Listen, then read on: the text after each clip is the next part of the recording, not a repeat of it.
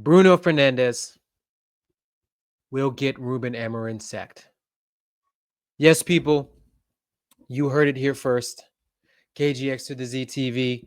Hit those likes, hit that subscribe, turn those notifications on. Content. I've told you guys and gals countless times we are prepared to bring you content throughout the entire year. We will be here. But yes, people, let's get into it. As I stated very emphatically to begin, Ruben Amorim has a huge problem on his hands. His system and the football that he wants to play is not conducive to the Manchester United captain, Portuguese international, Bruno Fernandes, or Bruno Fernandes, as we call him here in the States. Yes, they have a big issue on their hands. A big issue. And this isn't so much a Bruno slander session. This is more so the tactical fit of Bruno Fernandes in Ruben Amorim's 3-4-3 system. Now, we know, to go back a little bit, we know there were some things that transpired over the summer that pointed towards a potential Bruno Fernandes exit from Manchester United. We know that a Saudi club came in, can't remember which one off the top of my head, put down 100 million to Jim Ratcliffe and said, we want Bruno Fernandes and we want him right now. Now, perhaps some of that was a little aggressive in the hopes of getting Bruno Fernandes registered and integrated in time for the Club World Cup, which was a huge marketing opportunity, not only for Saudi clubs, but also for South American clubs, North American clubs, as well as European clubs, Asian clubs as well, clubs in general. We know that Manchester United left that decision to Bruno Fernandes, left it up to their captain to say, let us know what you want to do. You've been a good servant to this club, and as such, we will let you determine your future. Myself, personally, I had a huge issue with that. I do not believe Bruno Fernandes has had the type of career at Manchester United that would afford him such a level of responsibility to dictate to Manchester United what he wanted to do with his immediate future. Now, sure, since his arrival from the Portuguese league, Bruno Fernandes has probably been one of Manchester United's better signings within the last 10 years. You could say, KG, that's not saying much, and I would hold my hands up and say, I'd absolutely agree. I doubled down on it. Looking at the list of big money transfers, and he came in January, which we know inflates prices, makes it a little bit more difficult for players to come in because they don't have a preseason. They just get thrown right into it, especially when they're coming from a different league like he was. But to his credit, his first 18 months at Manchester United were very good. Very good. He was playing in a role and playing under a manager, Oli, that allowed him to express his freedom and play to his strengths. I know. It sounds like a crazy idea. But let's fast forward a couple years to last year. Club captain, talisman, not supposed to be. You really want your number 9, but we know the circumstances be as they may. Rasmus Højlund, Joshua Zirkzee, the long list of Manchester United 9s. I really say post Lukaku, even going back to that post Van Persie, that have failed to lead the line and failed to be able to shoulder the responsibility and burden of that number 9 shirt at Manchester United. One of the most difficult shirts in all of world football. These are things that we know. We know that Bruno Fernandes captained his side, Manchester United, to the worst Premier League finish that they have ever had in the time in the Premier League. 15th place, which was a little fortunate because they did get a win on the last day. They could have easily finished in 16th or 17th place. We also know that he captained his side to the Europa League final, where he put up a stinker in losing to Tottenham Hotspur, the club that bottles the most titles, trophies, attempts at a trophy of any club in English top flight football. The history of the Tottenham was pushed to the side that night in Bilbao when Manchester United, led by 2 men, I'll say 2 men, because once you get out on that pitch, it's 2 men that lead you. It is your manager, one Ruben Amorim, and it is your captain, one Bruno Fernandes. They went out and put out one of the worst displays, and not just them, Spurs as well, one of the worst European finals you could ever lay your eyes on. Just a terrible final. If it wasn't for the magnitude of the event with 2 English clubs in there, everything about that game would have been a disaster. You would have been justified in turning it off, flipping the channel. But you stuck around because Spurs in a European final, 15th place for 17th place. You had to be there for the banter. And I was there for the banter. I was there for the drama. I was there to see Tottenham Hotspur lift a European trophy on Manchester United's head top. Even saying that, sometimes I still can't believe it. But it happened. We have facts. We have evidence. The Wikipedia page is evidence to it. The trophy room at Tottenham Hotspur Stadium is evidence to that. Undisputable, irrefutable evidence. But much like the second half of their season, I'll say a little bit more than second half of the season because Amorim did come in around, I think, in the October, November timeframe. So plenty of time to implement his principles, his style, his formation, his tactics. And what have those tactics produced? Not a goddamn thing. He has been at the helm of, quite frankly, relegation form.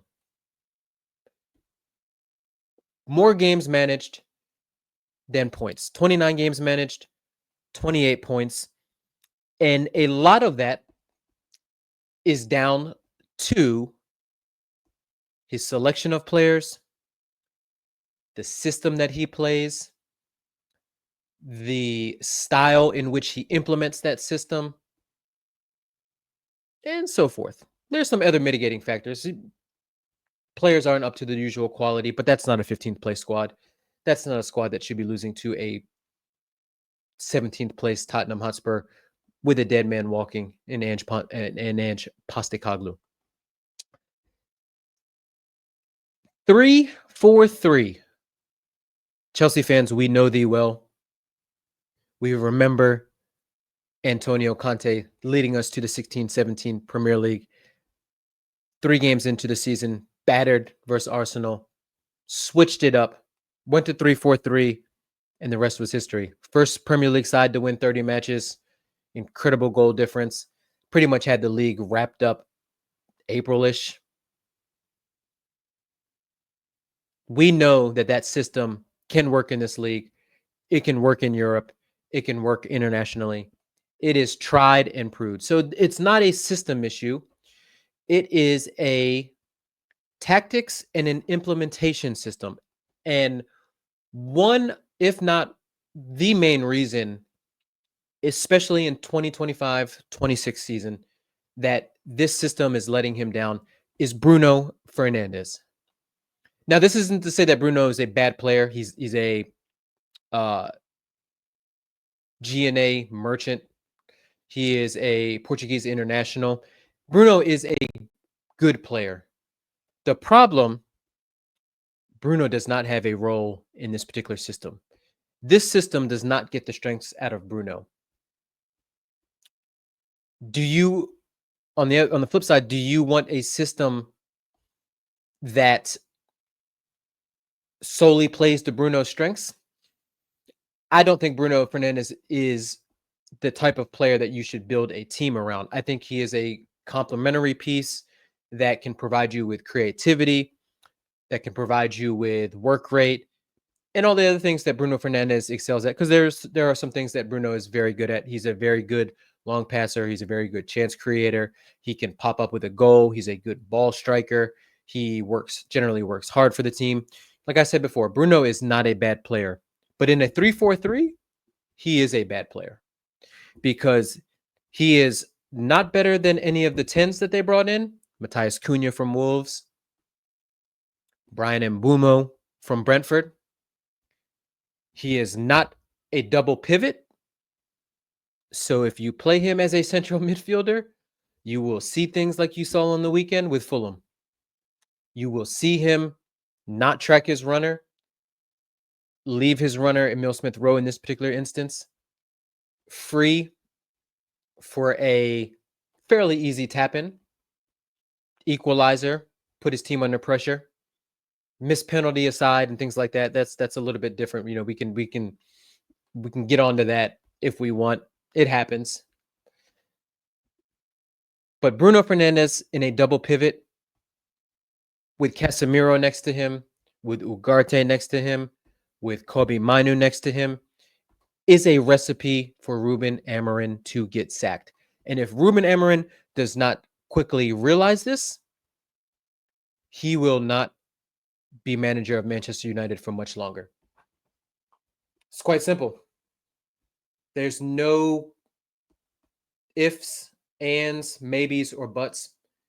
That is what will happen if he continues to persist with Bruno Fernandes in a double pivot in the English Premier League. You might be able to get away with it in Europe. Newsflash, Manchester United is not in Europe. Matter of fact, they play tomorrow. Grimsby, round 2 of the Carabao Cup. That lets you know how shit Manchester United were last year. And believe me, they were shit. They were shit the year before. They were saved somehow, won the FA Cup, miraculously finished 8th despite negative goal difference. A lot of fuckery happened that year. It is what it is. I blame Poch. But I digress. Bruno Fernandes does not have the positional discipline to play in a midfield 2. He pops up. He leaves in various places across the pitch, looking for the ball, playing risky passes, not recycling possession, not the things that you want a double pivot to do in a 3-4-3 where your wingbacks are high up, your 2 10s are inside forwards, and your striker is pushing back the defensive line. Bruno Fernandes, if you look at his heat map, we won't look at his heat map today, but I guarantee you, if you look at his heat map, you will find him in positions all over the pitch that he's not supposed to be in if you're in a double pivot. Bruno Fernandes does not get the best out of Casemiro. He does not get the best out of Manuel Ugarte. And by Ruben Amorim's own admission, he is in direct competition for his spot with Kobe Manu. Unfortunately for Manchester United fans, even when Bruno puts up a stinker, which he did, he will not be dropped. You can call it Portuguese tax, obrigado tax, as Saeed TV likes to say, and I won't hold it to you. You could say it's influenced by him being the Manchester United club captain. I'd say, why would you make him captain? Sometimes you don't make your best players captain. Sometimes you make your best leaders captain so that everyone else can fall in line and you can allow Bruno to be the sort of rogue personality that he is, the petulant personality that he is, the mercurial personality that he is. But instead, Ruben Amorim persists with him as a 6 next to Casemiro. And yes, you can dress it up. You can say he's not really a 6. He's more of the creative midfielder in there. No, I've seen my club win a league, win a Champions League with a double pivot. You need 2 players in there that are positionally sound, a Conte, a Matic. You need 2 players in there that will do the dirty work, that will run around, that will recycle possession. You need 2 players in there that complement each other.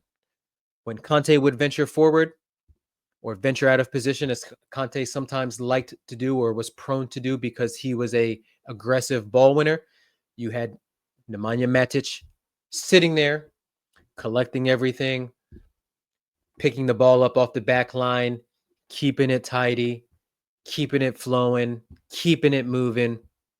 Bruno Fernandes does none of that. He is a risk taker, and there's nothing wrong with taking risks, especially in this day and age where everyone is ultra conservative, wants to recycle possession. I have no problems with taking calculated risks, but I do have problems with my midfielders, and Bruno Fernandes is not my midfielder. Thank God. I have problems with leaving one person, one man, to cover an insane amount of ground. And if Ruben Amorim does not change either his system, which we know he won't do, he said Manchester United fans must suffer, and boy, are y'all suffering. Long may it continue. He will no longer be employed. Because you cannot win football games in this league. And yes, they will probably beat Burnley on the weekend. They will probably beat Grimsby Town tomorrow. But once they face a side with a competent midfield, a good coach, and I did not watch too much of Scotty Parker with Burnley last year, so I do not know what kind of tactical setup they have. I do know that they have won a game this year in the English Premier League, which Manchester United has not. And I'm hoping that they will do the Lord's work and handle Manchester United at Old Trafford on Sunday or Saturday, whenever they play. I think it's Sunday. But again, Bruno Fernandes in the midfield of 2 with Kobe Manu sitting behind him. And if you're Kobe Manu, yes, the rumors and the speculation are probably true. I always like to put myself in a player's perspective. If the player ahead of me is continuing to put in poor performances, why is the manager not subbing them out and giving me a chance? That's all you want from a manager. You want your fair chance. You want your opportunity. What you do with that opportunity is completely up to the player.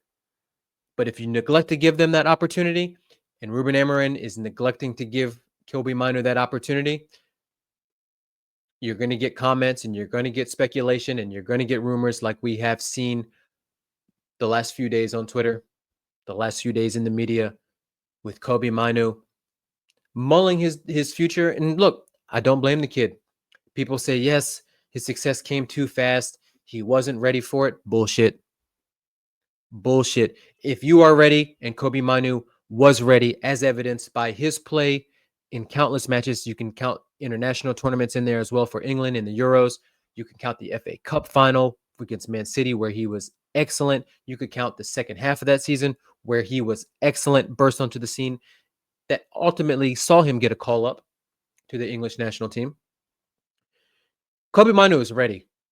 Yes, physically, he might have had some niggles and he's growing into his body. And yes, he's not the most athletic and he's not a runner.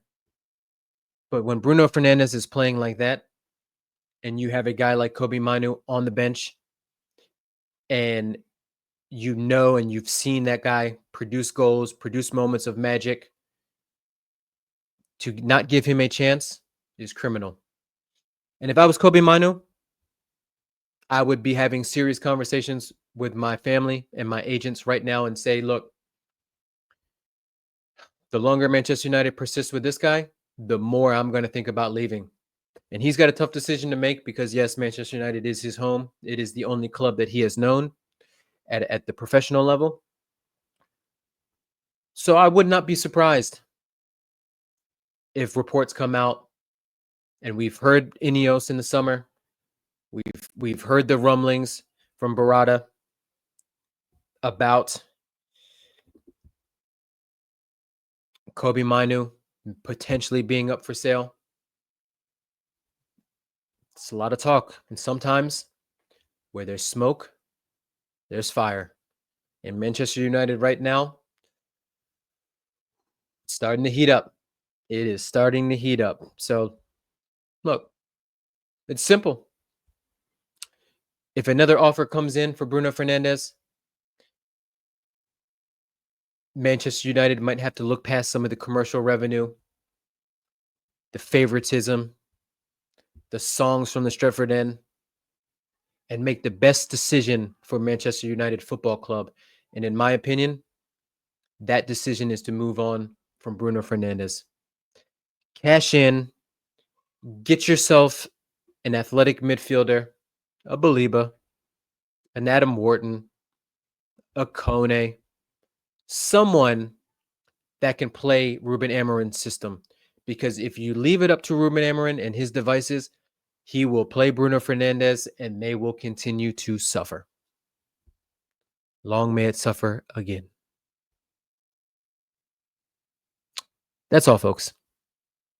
That's all. We will see what Ruben Amorim does. He has proven to be a very stubborn manager, like a lot of managers are. I won't hold that against Ruben Amorim. But his inability to tweak his system, his inability to find solutions, his inability to improve players, it's boiling over. And that result against Fulham undid all of the good positive momentum and mojo that they had in their 1-0 loss to Arsenal at Old Trafford. As much as positives as you can take away from defeat.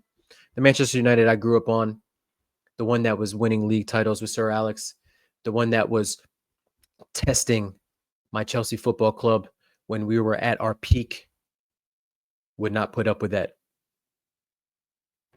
Different strokes, different folks, different times. But I know one thing is for sure. Hit that like, hit that subscribe. Let me know in the comments, what should Manchester United do with Bruno Fernandes? What should they do with Ruben Amorim? Should both of them be gone? Let me know, folks. We'll see you at the next one. Peace.